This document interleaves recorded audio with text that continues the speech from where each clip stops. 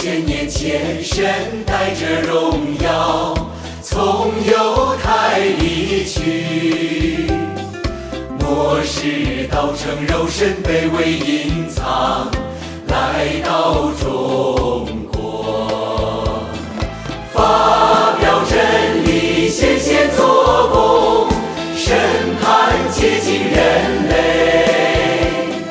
神话语显全能，征服拯救了100人，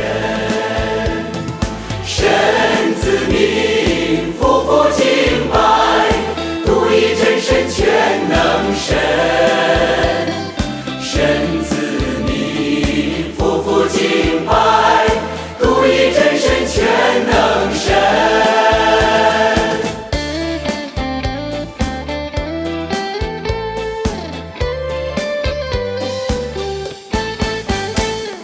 神至高尊贵，将被称为人，显现做工，话语审判刑罚，显明神的公义圣洁。败坏之神的人被征服，顺服在神前，受尽痛苦熬炼，得着神的洁净成全。神的审判刑罚，对人就是爱与祝福。神的审判刑罚，对人就是爱与祝福。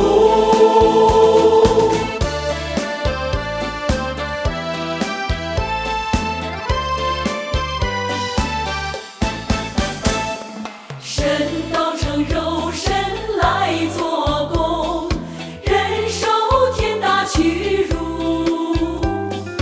遭受人的定罪毁谤，背着时代弃绝。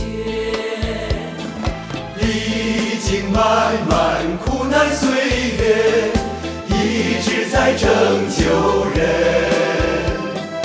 呕心沥血，说话做工，把亡人的悔改。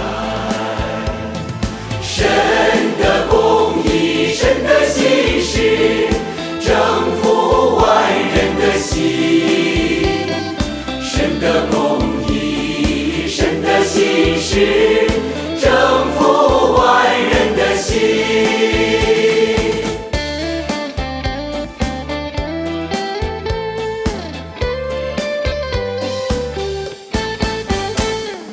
看见神的卑微隐藏，我们爱慕一己，认识神的公义圣洁，心生敬畏顺服，千言万语难以表达我们对神的爱，感恩之情，爱不至已，深深埋在心底，献上全人，忠心尽本分，环抱神的爱，献上全人，忠心尽本分。